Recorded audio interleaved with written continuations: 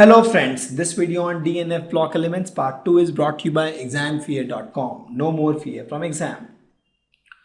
So let's say hello to all these D block elements before we start the chapter. Let's understand these D block elements. Let's see how they look.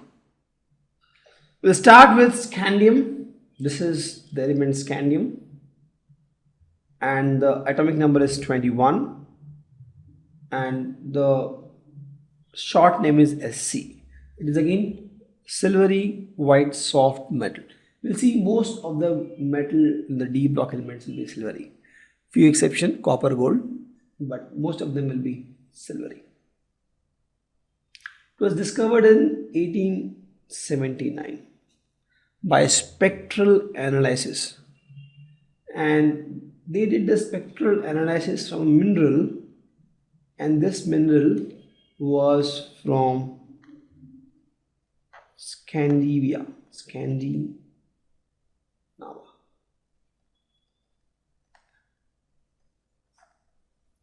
Since this mineral was from this place, the name scandium came.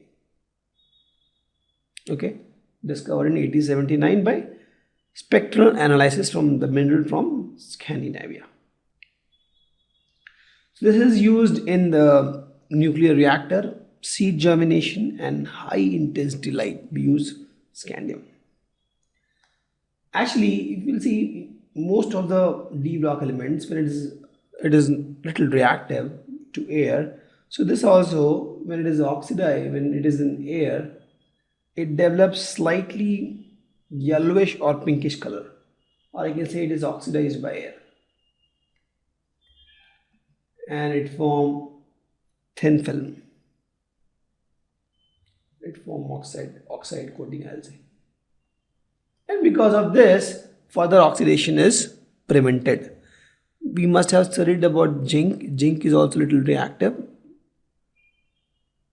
Sorry, aluminium. Aluminium is also a little reactive, but we still use aluminium for the vessels in the kitchen. Why? Because aluminium also reacts with oxygen and forms a protective layer, and it doesn't react further. But in case of iron react with air to form this rust, but this rust doesn't form a protective coating.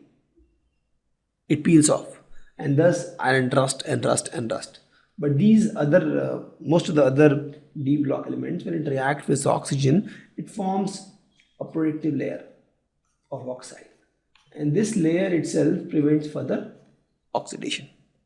Hope you understand why we have iron behaving differently and other D block elements behaving differently. Okay, and you'll see in most of this case they'll be silvery white and they'll be oxidized by air and they'll form oxide coating, which will prevent further withering and reaction. Okay, and it exists naturally also. It has stable isotopes. It has a good number of isotopes. It has 13 isotopes. Some of them are reactive also. Some of them are radioactive also. So it has radioactive isotopes.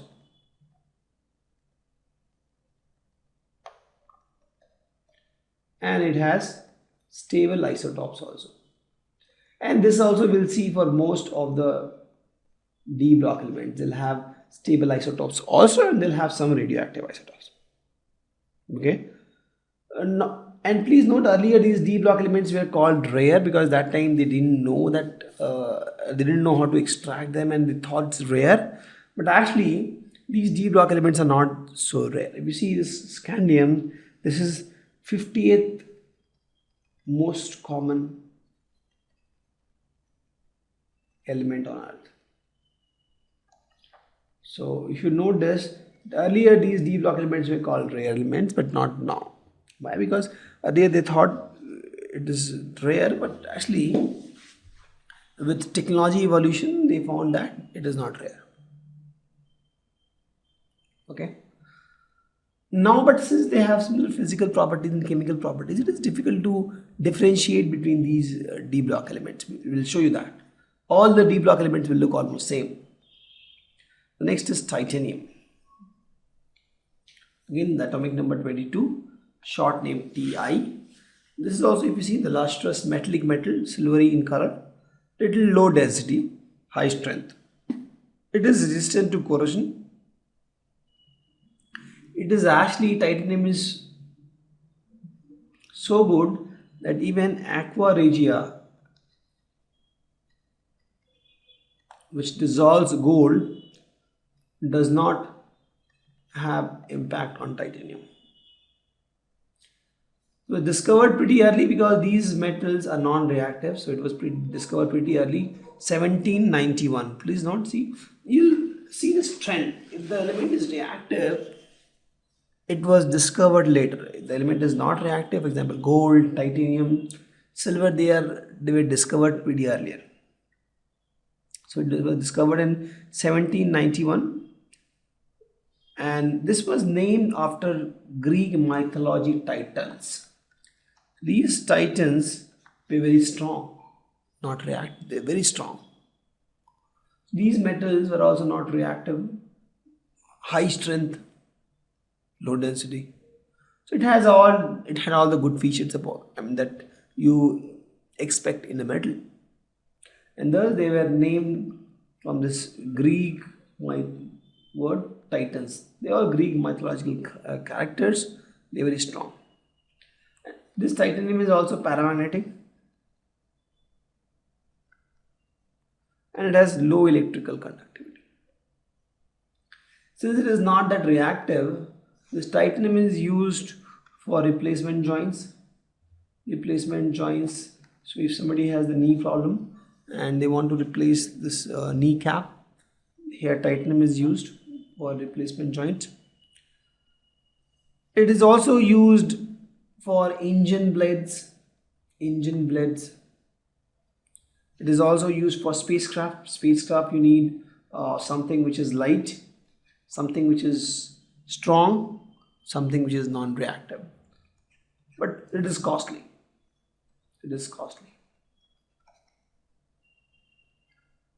Okay. Here also it has 5 stable isotopes and almost 11 radioactive isotopes. So it has both stable and radioactive isotopes, and you will see in most of the D block will have stable and radioactive isotopes.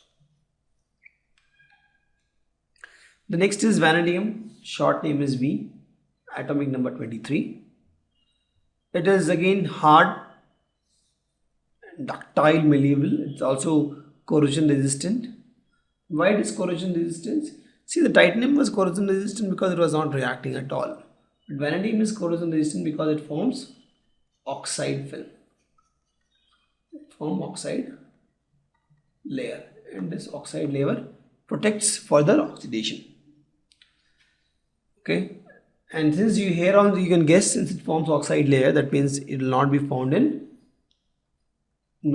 pure state. Why? Because now only we saw that it forms oxide layer. That means it reacts with oxygen. Since not in free state, took some time. 1801, it was found in Mexico, right? And this was almost same as lead actually, and they're calling as brown lead. They thought that they have found a new lead called brown lead, and this is named after Vanadis. What is Vanadis? Vanadis is nothing but my goddess of beauty and fertility.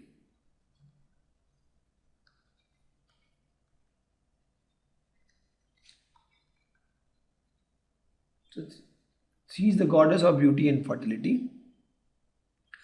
And why? See, vanadium compound has a lot of colors.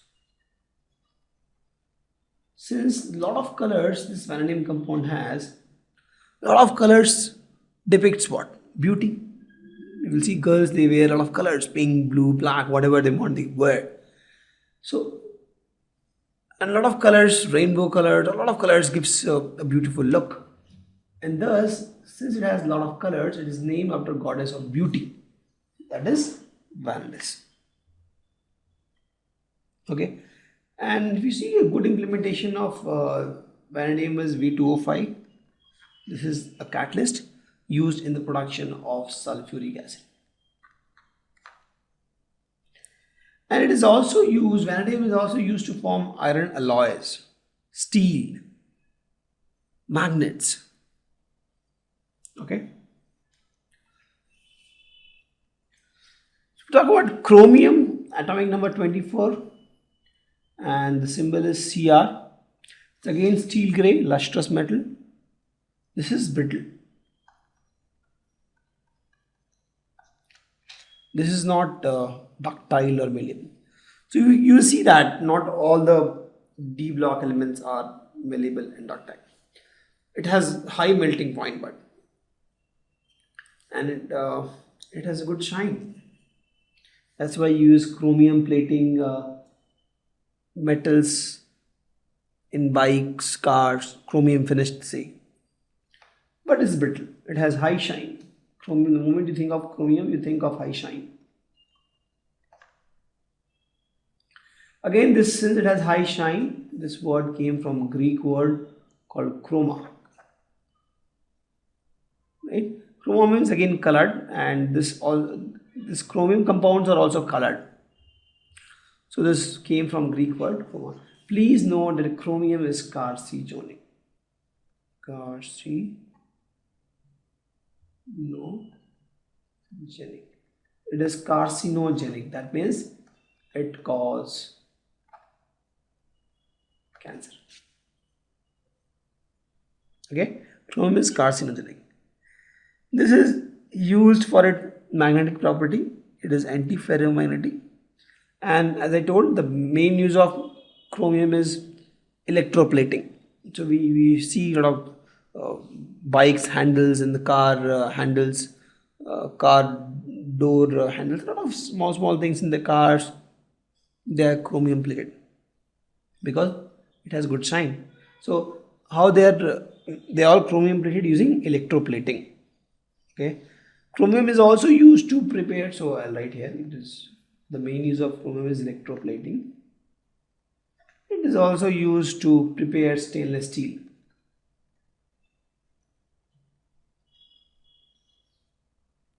Okay, and if you talk about rubies, if you have seen the rubies, the red color rubies, the color in the rubies is nothing but chromium. It is because of chromium that it has that color.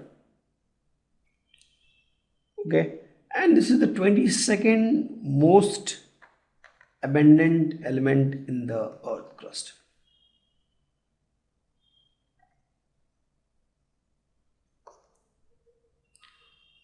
Okay, so typically you get this element from volcanic eruption. Again, it also has stable and radioactive isotopes, 3 stable and 19 radioactive.